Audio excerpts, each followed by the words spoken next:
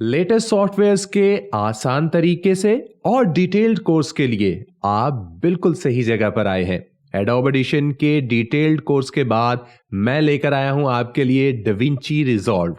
आप देख रहे हैं बोलचाल और मुझे कहते हैं अदील शाहिद। बिस्मिल्लाहिर्रहमानिर्रहीम। बोलचाल के एक और एपिसोड में आप सबको खुशामदीद कहते हैं। उम्मीद करते हैं कि आप सब खैरियत से होंगे। चैनल को सब्सक्राइब नहीं किया तो चैनल को सब्सक्राइब कर लीजिए और घंटी वाले बटन को लाजमी दबाएं ताकि मेरे आने वाली हर नई वीडियो और हर नया कोर्स आप तक पहुंच सके। एडोब एडिशन के एक सक्सेसफुल कोर्स के बाद, जो कि मेरा नहीं ख्याल कि पाकिस्तान में इससे कबल इतनी डिटेल के साथ किसी और ने आपको समझाया होगा, बताया होगा या फिर सिखाया होगा। उसकी क्लासेस या उसकी टिप्स एंड ट्रिक्स अभी भी चल रही हैं, लेकिन साथ साथ में मैंने ये सोचा कि आप लोगों को एक और इसी तरह का बहुत ही लेटेस्ट और एडवांस लेवल का एक सॉफ्टवेयर सिखाया जाए जिसका नाम है डविंची रिजॉल्व, जो कि ब्लैक मैजिक का एक बहुत ही शानदार किस्म का सॉफ्टवेयर है जिसमें ना सिर्फ आप अपनी ऑडियो वीडियो इनको एडिट कर सकते हैं, बल्कि बहुत एडवांस लेवल पर जाकर आप अपनी वीडियो की कलर करेक्शन कर सकते हैं। मुख्तलिफ कैमराज से बनाए गए जो शॉट्स होते हैं या फिर मुख्तलिफ जगह पर जो शॉट्स आपने लिए होते हैं अपने किसी भी कैमरा के साथ, हमें मसला कहाँ पर आता है कि हमें उसकी कलर ग्रेडिंग ही नहीं आती। तो उन सारे मसाइल को हल करने के लिए ये कोर्स मैंने आपके लिए तरतीब दिया है। जितनी मेहनत के साथ ये कोर्स मैंने तरतीब दिया है और जितनी मेहनत के साथ ये कोर्स मैं आपके लिए लेकर आया हूँ, मुझे भी उतनी ही सपोर्ट आपसे चाहिए होगी। सो देर नहीं करते, इसको शुरू करते हैं। लें जी, मैं अपने यहाँ पर कंप्यूटर की स्क्रीन पर आ चुका हूँ और सबसे पहले मैं आपको बताऊंगा कि डविंची रिजॉल्व के लिए किसी भी सिस्टम की रिक्वायरमेंट क्या होनी चाहिए, ताकि ये जो बाद में आप लोगों ने मुझसे सवालात पूछने हैं तो वो जो सवालात हैं उनके जवाबात मैं पहले ही आपको जो है वो प्रोवाइड कर दूं। तो हम सिंपली यहाँ पर कोई भी सर्च इंजन जो है वो ओपन कर लेंगे और उसके अंदर जो है वो हम लिख देते हैं कि डविंची रिजॉल्व और सिस्टम रिक्वायरमेंट। इस वक्त इसका 17 जो है वो एडिशन चल रहा है, तो हम यहाँ पर 17 लिख देंगे और सिस्टम रिक्वायरमेंट लिख देंगे तो हमारे पास ये सारा आ जाएगा। सिस्टम रिक्वायरमेंट की जब हम बात कर रहे हैं तो हमारे सामने यहाँ पर आ चुका है सिस्टम रिक्वायरमेंट। हमें यहाँ पर, अगर आप मैक ओएस यूज़ कर रहे हैं यानी मैकिंटॉश ऑपरेटिंग सिस्टम है आपका, तो आपको 10.14.6 और 16 GB इसके लिए आपको मेमोरी चाहिए। 32 GB जब आप फ्यूजन को जो है वो यूज़ कर रहे हैं। ये फ्यूजन क्या है ये आगे चल के हम देखते हैं। उसके बाद जी फिर इंटीग्रेटेड GPU की बात करें तो 2 GB जो है वो उसके अंदर VRAM होना चाहिए और ये बाकी सारी डिटेल्स यहाँ पर आपको देखने को मिल जाएंगी। अब इसको कैसे पता चला, क्योंकि मैं मैकिंटॉश पर मौजूद हूँ। जब आप विंडोज़ के हवाले से सर्च करेंगे तो आपकी सारी चीज़ें जो है वो विंडोज़ के हवाले से आपको देखने को मिल जाएंगी। अच्छा, अब सबसे अच्छी और मज़े की ये बात है कि ये सॉफ्टवेयर है फ्री। आप इसको ब्लैक मैजिक की वेबसाइट से ही डाउनलोड कर सकते हैं। और अगर मैं यहाँ पर इसको लिख देता हूँ डविंची रिजॉल्व 17 और यहाँ पर मैं जो है वो इसको डाउनलोड पे कर देता हूँ, तो आपको ब्लैक मैजिक की वेबसाइट पर ही ये ले जाएगा, जहाँ पर मैं जैसे ही इसके ऊपर क्लिक करूँगा, मतलब कि आपको किसी भी थर्ड पार्टी या किसी भी तीसरी वेबसाइट के ऊपर जाने की ज़रूरत ही नहीं है। आप इनकी वेबसाइट पे जाएं और वहाँ से ही जाके जो है वो इसको डाउनलोड कर सकते हैं। तो ये इनकी पूरी की पूरी जो है वो वेबसाइट है। यहाँ पर आप जाएंगे, यहाँ से आप इसको डाउनलोड कर सकेंगे और सारी की सारी चीज़ें जो है वो आपको इनकी वेबसाइट से मिल जाएंगी। जब आप इसको डाउनलोड कर लें, जब आप इसको इंस्टॉल कर लें, तो उसके बाद क्या प्रोसेस करना है उसकी तरफ हम चलते हैं।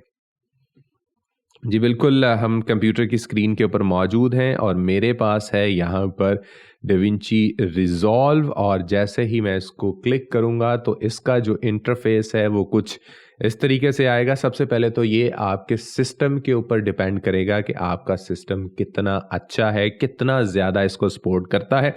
उसके बाद थोड़ा सा ये टाइम ज़रूर लेगा ओपन होने में, तो घबराना बिल्कुल भी नहीं है। जो 16 GB रैम रखने वाले हैं वो थोड़ा सा अपने अंदर आप ज़रा कंट्रोल लेकर आएँ ताकि अच्छे तरीके से आप इसके इंटरफेस को भी देख सकें। और शायद उतनी तेज़ी के साथ आप इसके ऊपर वर्क नहीं कर सकते जितनी तेज़ी के साथ आप फाइनल कट प्रो या फिर जो एडोब प्रीमियर प्रो है उसके ऊपर आप कर सकते हैं, क्योंकि ये मिनिमम रिक्वायरमेंट है इसकी 16 GB। तो इसका मतलब ये है कि 16 GB पे चलेगा ज़रूर, लेकिन क्या है, थोड़ा सा आपको जो स्पीड है उसका कहीं ना कहीं मसला ज़रूर दरपेश हो सकता है। खैर जनाब, जैसे ही मैंने इसको ओपन किया तो ये देखें जी, डिविंची रिजॉल्व 17, और अभी ये बीटा वर्जन है, इसका फाइनल वर्जन इन्होंने इंट्रोड्यूस नहीं किया। तो जैसे ही इसका फाइनल वर्जन आएगा तो हम यकीनी तौर पर उसकी तरफ भी मूव करेंगे। तो इसका जो इंटरफेस है, सबसे पहले वो इंटरफेस आप ये देखें कि इस तरह से आ जाएगा। तो कुछ लोग जो है वो यही देखकर जो है वो परेशान हो जाते हैं कि इससे आगे क्या करना है, ये तो बहुत ही अजीब सी चीज़ है। तो जैसे आप एडोब प्रीमियर प्रो में या फिर आप एडोब एडिशन में या फिर फाइनल कट प्रो के अंदर हम कोई भी नया प्रोजेक्ट बनाते हैं, वैसे ही हमने इसके अंदर भी कोई भी काम करने से पहले हमने नया प्रोजेक्ट बनाना है। तो ये देखें जी, अनटाइटल्ड प्रोजेक्ट यहाँ पर वो ऑलरेडी दे रहा है, जिसको हम क्या करेंगे, उसका कोई नाम दे देंगे। कोई भी जो है वो जो हमारा प्रोजेक्ट है उस पर चल रहा है तो हम उस पर आ जाएंगे। लेकिन उसके साथ ये देखें, हम यहाँ से शुरू होते हैं जी। हम यहाँ पर आएंगे तो वो कहता है जी लोकल डेटाबेस।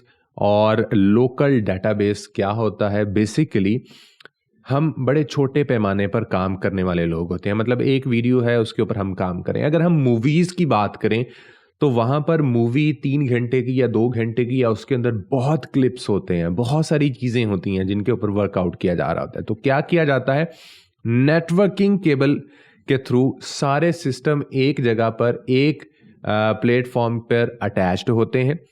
एक प्रोजेक्ट बना लिया जाता है और हर कोई मुख्तलिफ उस पर काम कर रहा होता है एक ही प्रोजेक्ट पर। यानी मैं अगर काम कर रहा हूँ एक पर, एक और सिस्टम वो भी उसी के साथ अटैच है, वो भी काम कर रहा है, एक तीसरा सिस्टम, मतलब 10-12 लोग एक ही प्रोजेक्ट के ऊपर काम कर सकते हैं डिविंची रिजॉल्व में। तो हमारे पास कोई ऐसा काम नहीं है तो हम लोकल डेटाबेस की तरफ कभी भी नहीं जाएंगे। हम एक सिंपल सा प्रोजेक्ट बनाएंगे।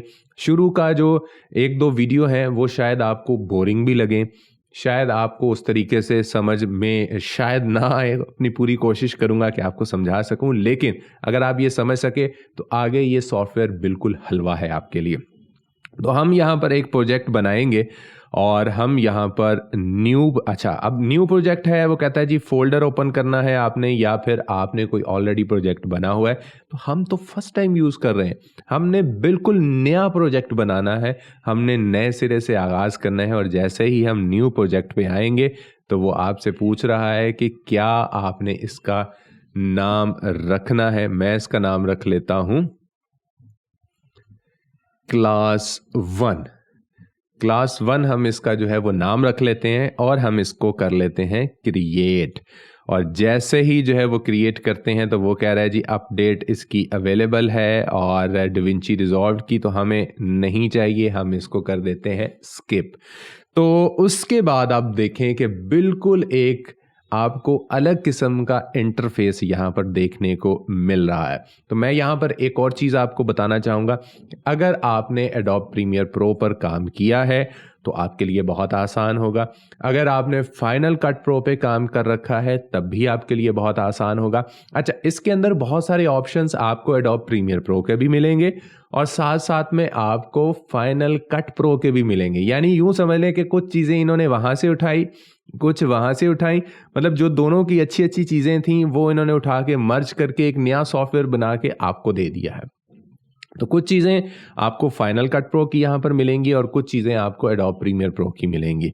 अब हम शुरू करते हैं यहाँ से जी। ये देखें जी डिविंची रिजॉल्व। अच्छा, एक और चीज़ पर आपने बिल्कुल परेशान नहीं होना, मेरे पास है यहाँ पर मैकिन्टॉश।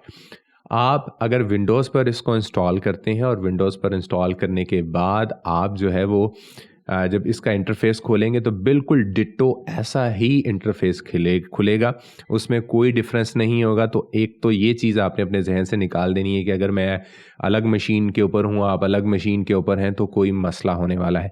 बिल्कुल सेम ऑप्शंस हैं, सारी चीज़ें वैसी की वैसी ही हैं। इसीलिए बड़े ध्यान से आपने चीज़ों को जो है वो समझना है, और आप समझेंगे तो ही हम जो है वो आगे बढ़ सकेंगे। तो खैर जनाब, यहाँ पर सबसे पहले तो हमारा ये फाइल आ जाता है जिसमें न्यू प्रोजेक्ट, ऑलरेडी हम एक प्रोजेक्ट बना चुके हैं।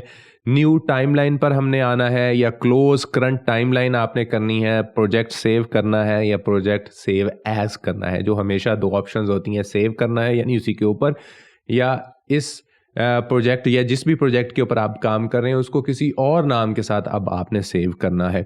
इंपोर्ट करना है, इंपोर्ट प्रोजेक्ट करना है, इंपोर्ट मेटा डाटा करना है, एक्सपोर्ट करना है, किसी भी चीज़ को एक्सपोर्ट प्रोजेक्ट करना है। ये सारे ऑप्शंस यहाँ पर आपको फाइल के अंदर देखने को मिल जाएंगे।